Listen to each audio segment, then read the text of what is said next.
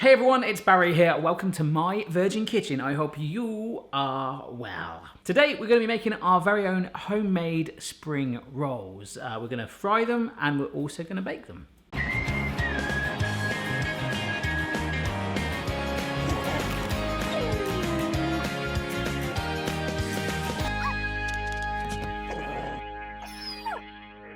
Now, if you didn't know already, this is part of my homemade Chinese takeaway playlist, and actually this is the last one at the moment in this playlist because I don't want to be known as the Chinese takeaway guy.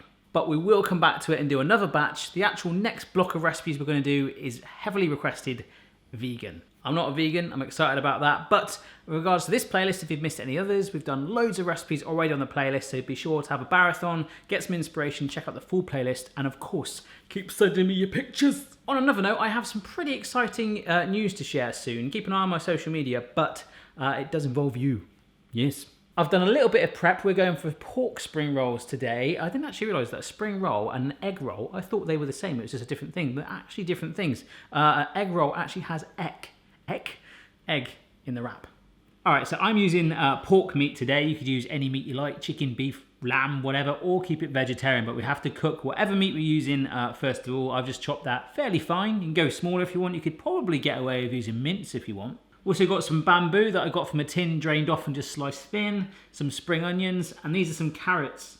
Carrots that I've julienned. So I didn't slice them thinly using my Obsessive Chef chopping board that I used on the last gadget video. Oh no, I've got this other gadget, this julienne peeler, which you just run along like this, and then you just get these nice fine shreds of carrot. Of course, you can chop it fine if you want, but it saves a lot of time. Last but not least are these mushrooms. These are just shiitake mushrooms that I've soaked in hot water for 20 minutes, drained off. They're really fragrant, and all I'm going to do is just chop them up really roughly. Like, I'm not even going to do it into any sort of equal amounts, just like rough chunks. What I mean by rough chunks is it doesn't have to be symmetrical. I'm just literally just chopping it up. So remember, you don't want it too big so that it's going to bulge out of the spring roll, but you just want it sort of nice and fine like this. We're going to fry this off now. Super flavour. Okay, wok down first of all. We're going to use this twice, once to cook the meat and then the other to get the spring rolls frying. So I'm going to add some groundnut oil. I'm going to need a bit more of that to fry in, or you can use vegetable oil later. Going to push the pork in. The pan's not completely warm yet, but I don't mind. I'm going to warm it up with it, or you can get it smoking hot if you prefer. I just want to get my mushrooms in, and when I'm filming, I want to be a bit safer. So the pork, and then those chopped mushrooms. A bit of carrot tried to get in then, but we ain't letting it. Just frying this through then. It's been a couple of minutes already, so you can see the pork's turned white from the outside, but the inside, some of the bigger pieces, will still be pink. Make sure you really give it a good cook through, and you can sort of use your spatula if you want to cut it in half, a big piece like that, and make sure there's no pink, but you know, a good 5 minutes should definitely do it. So I'm now going to add in some Chinese 5-spice, good tablespoon of that, and some soy sauce, about a teaspoon of that, but we can change all this later, we can tweak it and stuff like that. Mix that through, and that'll do for the moment, so I'll just take that off the heat. Let it cool down. That's it. Transfer the cooked mixture to a large mixing bowl and clean out your wok. All right, we're going to need it for frying. This is summer holidays and the kids have just gone back from morning out somewhere, so they might get involved, or they might just sit in wonder, or they might watch the telly. Bottom line is, this is smelling and looking good. Carrots go in, and my kids come in. Spring onions. All right, kids? Yeah? All right, spring onions. All right. Spring rolls, yeah. And then the strips of bamboo go in there as well, which look a little bit like pineapple. Does that look like pineapple to you, Chloe? Yeah. She said yeah, if you can hear that. Yeah? Yeah. We're also going to add in a handful of bean sprouts. I've never had so many bean sprouts in my kitchen since doing these Chinese recipes. We've been making loads. It's good. I mentioned it the other day. We've been having a lot of ginger as well. This is some fresh ginger, which smells awesome. I'm just going to grate it. About a heaped teaspoon. Add in a little bit more soy sauce, about a teaspoon or so. Salt. Pepper. And then we're just going to give this a mix together. And the filling, even though it's a little warm still, that's fine, because it will actually help to wilt some of these vegetables down a little bit. We just want to coat it, mingle it, because this will essentially be our filling. Not only that, but the 5-spice And the soy inside the pork and the mushrooms is just coating these other ingredients as well. It's working together. It's like a fusion, like a little medley. So right here is some filo pastry. These are sheets. I've actually got 2 on top of each other because I was told that's quite good to add strength to it. If you can't get spring roll pastry in your supermarket like I couldn't, I want to try and make this as common to everyone. So rather than ordering it online or whatever, or going to a specialist shop, if they don't stock it, apparently filo pastry is almost just as good. So I'm going to spoon the filling. Oh, my oven's preheated. Can you hear that in the background? So I'm going to sort of put it into like a log shape. And then I'm going to lift it forward so that it encases it in, like so. Then you're going to bring this side over and then this side over. So this is 2 parts corn flour, 1 part water. And I'm just brushing it onto the pastry lightly to act as a sort of glue, and it will help to seal it when we press it down and hopefully roll it towards it right now.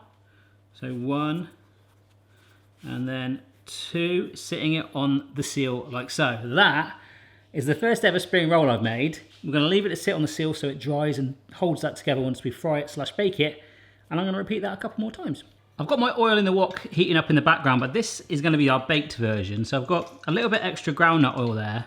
And I'm just going to brush it all over our wrapper. We'll do the other side too. All right, my oven is preheated to 180C or 160C fan, and it's going to go in there for about 20-25 minutes. Do you want to try one of my spring rolls in a minute? Go on then. All right, the only other option, guys, is frying it. So we're just getting this nice and warm. I've got a bit of bread there, which I'll chuck in, and once it fries and goes golden brown after 10-15 seconds, I'll know that that groundnut oil is hot enough. And the other one is in the oven. All right, so this is just a piece of bread that I've dropped in, and it's starting to fry pretty much immediately. So we can put a spring roll in. I've just turned it over. I've got a nice light golden color on it already. Just really wanting it to firm up, crisp gently, but not be too well done. All right, just turn this over and get that nice even golden color on both sides. Oh my gosh. Kitchen towel just to let that oil cool down, absorb some of the fat. I am loving that. It smells amazing. I'll be really interested to see how the baked one compares to this, but I've got one more one to fry, and then we'll bring it together and compare them. Oh, these are naughty. Right, there we go. That is our fried one. I'm going to get the other one from the oven. And in comes the baked one. So you can see the difference in colour is actually not that much. There's obviously less of a fried smell going on, but visually, I'm quite impressed by that. I think this one's going to be a bit more crunchy though, so let's slice it in half. All right, so this is the baked one. Oh my gosh. That is still like a proper spring roll. Look at the filling. That is wedged. Now, to be fair to the fried one, that has been sat there for 5 minutes because the baked did take half an hour, but yeah, it's a bit softer. It was crispy when it came out, but look at that loaded filling. Oh my gosh. Ready, Mrs. B? I'm ready. This is the fried one. Okay. There's that crunch. It's very nice. That felt a lot more like proper authentic, that one. It was good. This is the baked one. Oh, it's hot. It is hot in the middle because it's come out the oven. That is really not, there's not much of a difference. No. I think that fried one would have been as crunchy if we'd have eaten it straight away. Yeah, it took a little bit longer. I had to add an extra 5 minutes on the baking time just to get that nice brownness on there, just to make it a little bit more even looking. The fried one's got that, like you said, that authentic taste. It feels a bit more... But I like this. This is good. Yeah, it's got a nice crunch on it. It's a healthy alternative, so definitely worth a try. And you're still eating it. So that's a good thing. So there we go. If you want to check out the rest of the... are you alright?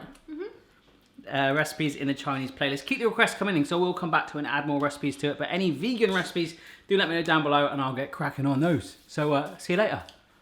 Bye. Bye.